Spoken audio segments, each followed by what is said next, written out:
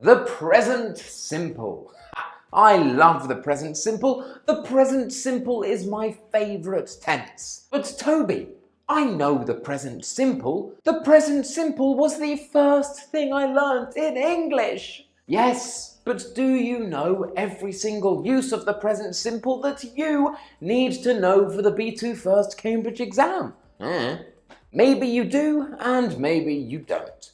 Let's find out. My name is Toby, this is Smash English, and here is every single use of the present simple that you need to know for the B2 First Cambridge exam.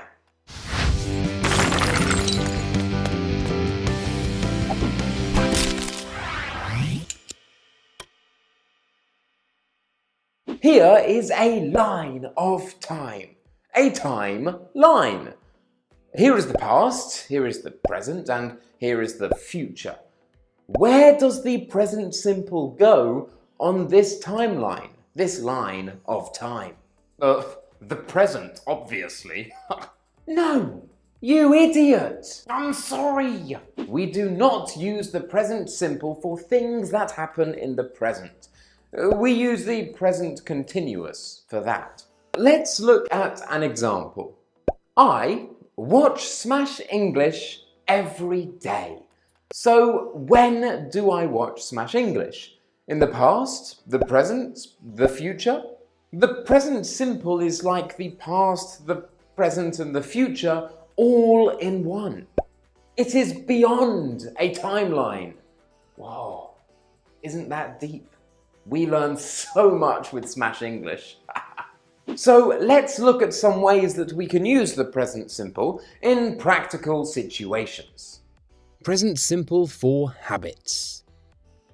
I watch Smash English every day. This is a habit, a repeated action that we do regularly, a repeated action that all of you watching this video do regularly, because we love Smash English. Yes, we do. We really love it. We love it. We also use adverbs of frequency with habits. These are words like always, often, sometimes, rarely, seldom, never. But this is easy. And we are studying for the B2 First Cambridge exam. So let's make things more complicated to get the highest marks possible. Yes, please, Toby. I want to score high marks. And I want you to score high marks too. Rarely, seldom, and never are negative adverbs of frequency. They are negative because instead of talking about how much we do something, they describe how little we do something. With negative adverbs of frequency, we can use inversion. Inversion? Inversion. For example, instead of saying, I rarely eat cabbage, we can say, rarely do I eat cabbage. Wow, that's amazing. Thank you, Toby, for sharing your knowledge with us. This grammar structure is called inversion because the auxiliary verb comes before the subject.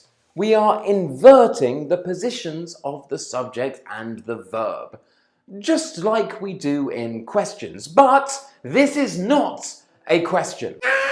If you want to learn all about how to use inversion with negative adverbs of frequency, then watch this video that's all about inversion. And if you use the present simple with inversion, the examiners will be so astonished, so amazed, so bewildered by your English skills that they will fall to their knees. They will pray to you and say, ye are an English god or goddess.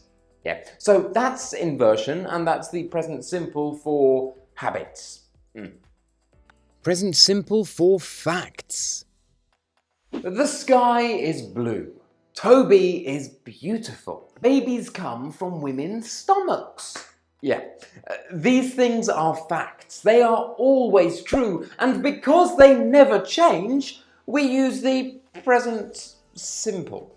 So, present simple for facts, yes? Yes. Present simple for instructions.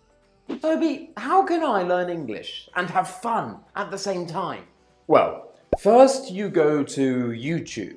Then you search Smash English, you click subscribe, you watch all of the videos over and over and over again, and if you keep doing that, you learn English.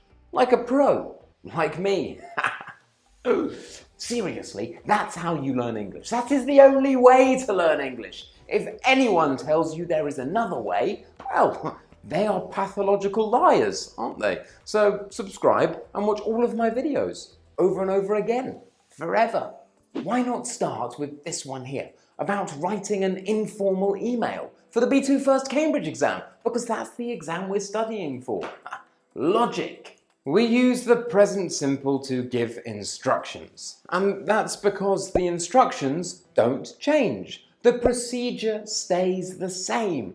And because the present simple is above time, because the present simple is like the past, the present and the future all in one, we use it for things that don't change. Like instructions and facts and habits. But wait! What? I said wait! We can also use the present simple for the future. No, I don't believe you. Present simple for the timetabled future.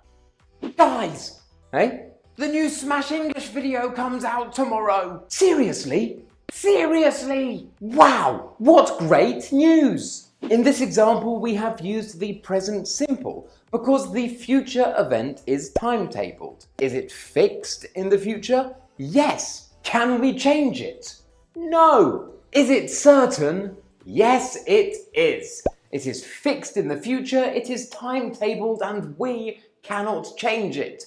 If this is all true, then we use the present simple. We often use this for travel arrangements. For example, the plane takes off at 3 p.m. or the train leaves at 7 a.m. We also use this with schedules.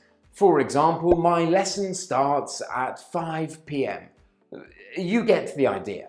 We're talking about the future, but because the future is timetabled, we cannot change it, we use the present simple. We can also use the expression due to plus the infinitive. Remember this is very important and very common in the B2 First exam. Think about the use of English section, for example. You need to be aware of this grammar structure. So we can say, my plane is due to take off at 3 p.m. My train is due to leave at 7 a.m. My lesson is due to start at 5 p.m. Yeah, due to plus infinitive form of the verb. Present simple for the future with time clauses. We also use the present simple to talk about the future after certain time conjunctions. Some examples of time conjunctions are when, as soon as, if, until, and after. So, for example, I won't move until this video is finished. I will watch another video as soon as this video finishes. Often students use will after a time conjunction. For example, if I will finish work late, I won't watch Smash English. But that is wrong. That is wrong because it's if I finish work late, not if I will finish work late. And secondly, if you finish work late, you should still watch Smash English. Smash English is more important than how tired you are. Smash English is your life, and it's my life. Because it's our life, we have the same life. We are one person that loves Smash English a lot. Oh yeah, and these are first conditionals. And I know what you're thinking. You are thinking, Toby, the first conditional, that is the easiest conditional. But no, it is not. First conditionals can actually be really difficult. But you don't know that because you haven't seen this video. And if you watch this video, you will finish the video and think, wow, now I know everything about the first conditional. I know absolutely everything. So if there is a question in the exam about the first conditional, I will say, this is easy. Full marks. C1 certification. Yeah, you could get the C1 if you watch that video. If you don't, you will probably fail. It's true. What do you want me to say? It's true. You will fail. And lastly, I have a confession to make. A confession? Yes, I lied. Okay, I lied. I told you that we cannot use the present simple to talk about the present, but actually, we can use the present simple to talk about the present. We can use the present simple for something that is happening in this moment. We can. God, isn't grammar emotional? Grammar is so emotional. Can you feel the emotion? I feel it. Present simple to talk about the present. We cannot use stative verbs in the present continuous. For example, smash English is fantastic. I agree. Here we cannot say I am agreeing, even though I agree with this specific statement in this specific moment. And that is because agree is a stative verb. So I agree describes the present, but it's the present simple and not the present continuous, because agree is a stative verb and we cannot use stative verbs in the present continuous. Stative verbs are often related to feelings. Love, hate, like, dislike, prefer. Or perceptions. Taste, hear, smell, and sound. Thoughts. Know, believe, guess, suppose, realize. And possession. Have, own, and belong. But this can get even more complicated because sometimes verbs have more than one meaning, and one meaning can be stative and the other meaning can be not stative. Let's take the verb smell, for example. This is a sock. This sock smells fantastic. Right now, in this very moment, the sock smells fantastic. Great. But how do I know? Well, I know because I am smelling the sock. So we have the sock smells fantastic because Toby is smelling the sock, but I cannot say the sock is smelling fantastic. No, because smells in this sense is a stative verb, but in this sense, it is an active verb. I love English. Isn't that so exciting? So smell has two meanings. One is to release or give off an odour, and the other is to sense the odour with your nose. The first is stative and the second is active. Amazing. Amazing.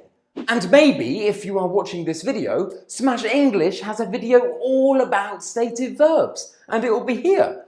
If it's not here, it's because I have not made it yet. But Jesus, give me a break. I cannot make every video at the same time. That is literally impossible. Leave me alone. God. And with that, we are finished. Now you know every single use that you need to know of the present simple for the B2 First Cambridge exam. And now you know that we use the present simple for habits, facts, instructions, the future with time clauses, the timetabled future, and the present with stative verbs. Brilliant. If you liked the video, don't forget to smash that like button, subscribe if you haven't already, leave a comment down below. My name is Toby, and this was Smash English.